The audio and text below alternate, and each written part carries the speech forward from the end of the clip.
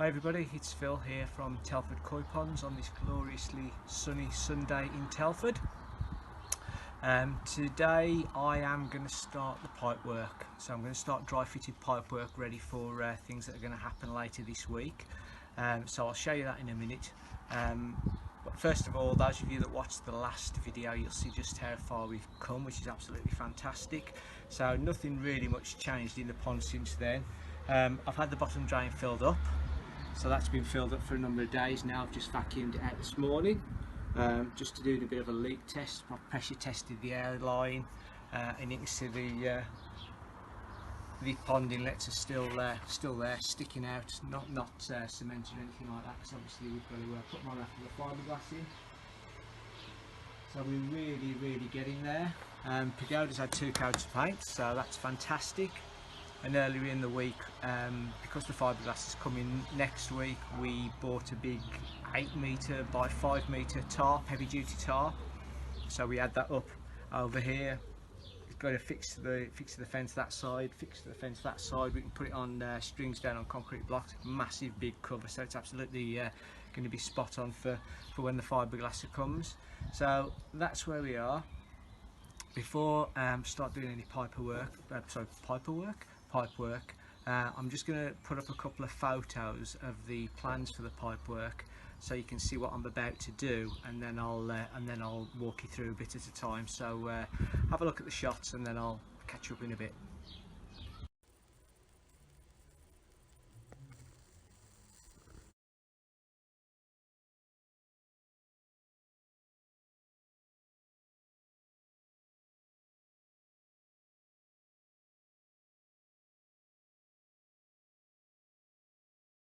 So hopefully, looking at those drawings, you'll see what I'm about to do. Can't do anything with the bottom drain return to the filter until the filter's actually in, because I haven't quite decided which inlets I'm going to use at the moment.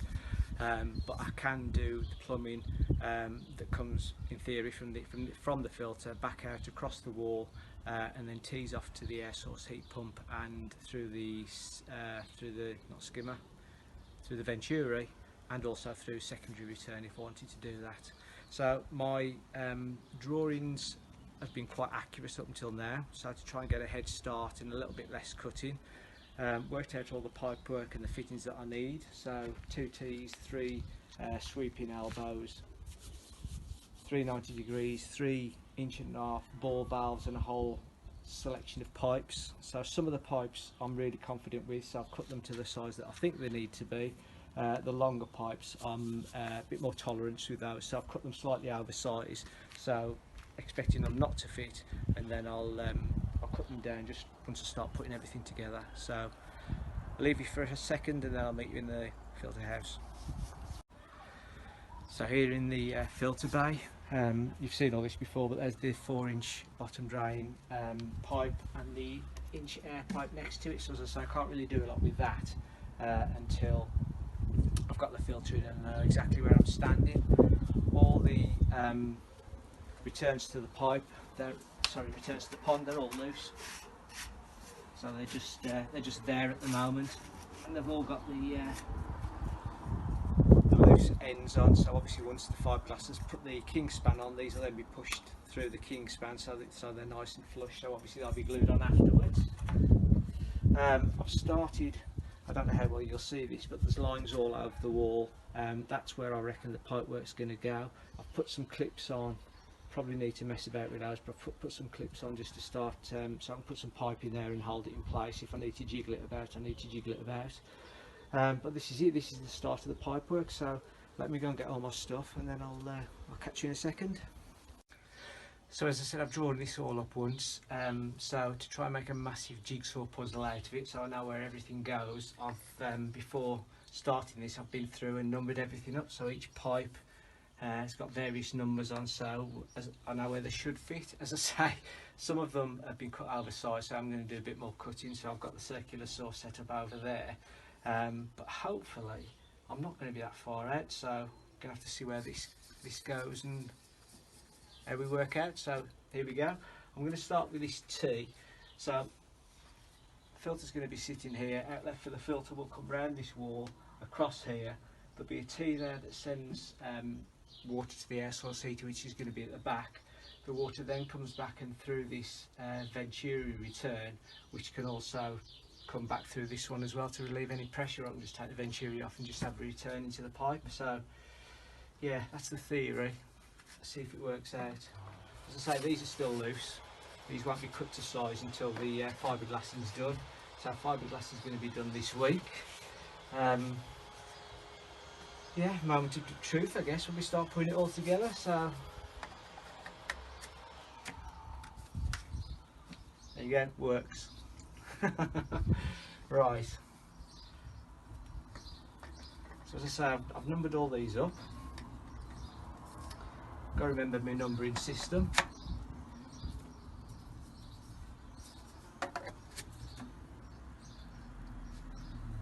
These are all the same, so obviously I've not done anything with these, but let me just crack on for a bit with this one, and then I'll show you when this is finished, because it might take a little bit longer than a couple of minutes. Alright, so I'll catch you in a bit. So that was an exciting 10 minutes, bit fiddly, but everything went together really well. So pipe dimensions, I might do another one of these. This is the only one I'm really not too happy about. I might need to do one a couple of mil longer, because there's a slight bit of tolerance in there, but fits really well. So that, as I say, this is the bit I knew, if you like, I could do the measurements on, so I've tried to do as much in advance. So that's number one, number two, number two, number two, number three, any valve obviously. Then we go to 4, 4, 5, 5, 6, 6, and as I say, that's all worked perfectly. So again, from the drawing, as the water comes through here, if I've got that turned off, then obviously the water will only go through the venturi, which obviously I can take off anyway, and just as water rather than air bubbles. But if I want the venturi and another return, if I want it going around quite powerful, for example, but I don't want it all going through the venturi, then obviously I can open it up and you've got some going through there and then some going through at a lower level. So I'm quite pleased with that, and considering it's only dry fit, that's really solid. So moving on to the next piece now. So what I need is obviously to extend pipework out to here, and then I've left a hole through the breeze block there, because I need a couple of pipes there eventually, but just one at the moment. So T will sit there, and then I've got some bits and pieces there. So let's have a look at this one. So make sure the flow's the right way. I know I'm only dry fitting these, but I want to do them properly. So that's number 7, that's number 8. So in theory, that should push into there.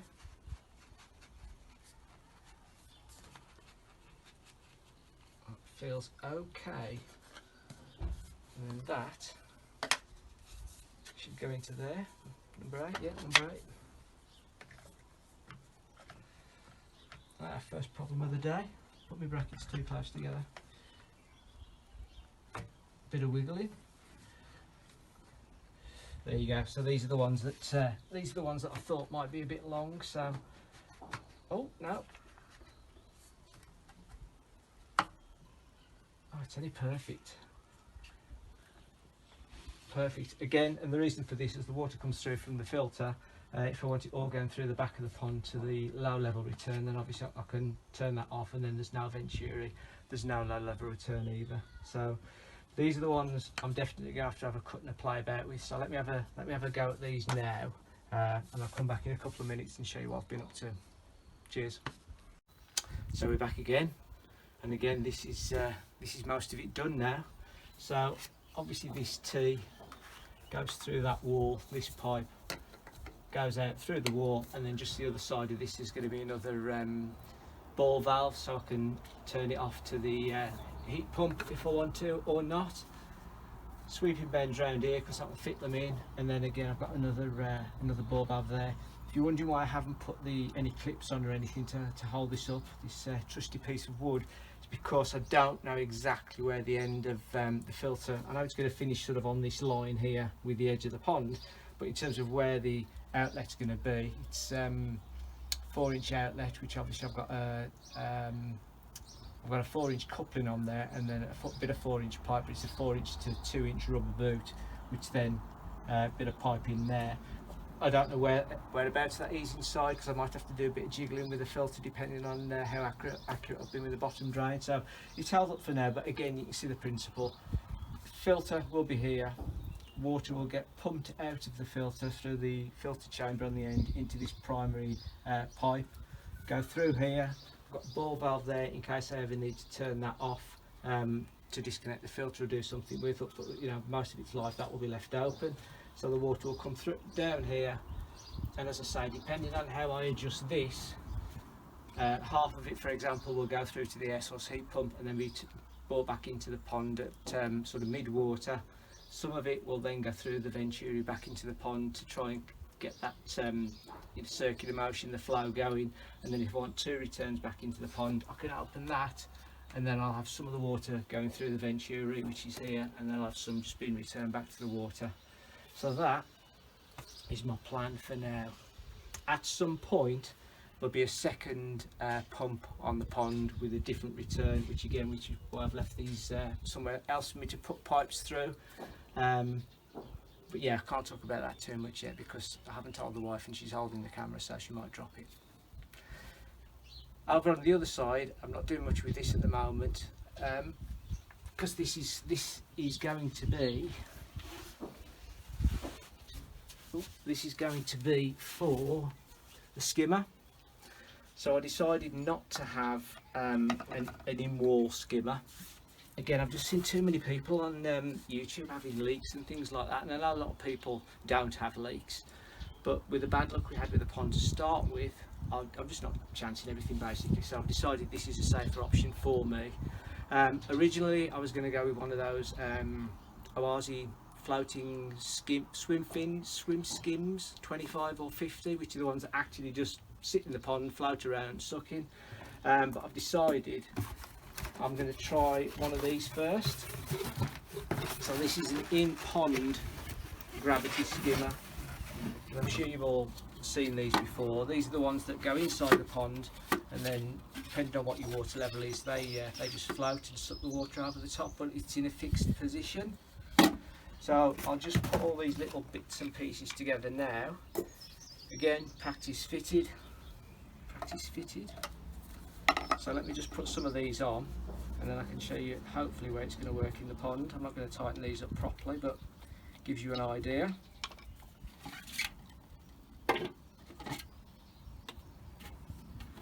So this is just a rubber boot on the bottom. Obviously these will all be hidden under tape or something to stop the fish catching themselves on them. So basket back in, that's the floating bit on the top that allows it to cope with any variances in water. Pipe in there, pipe onto there, and then this should just go in the other side of the wall.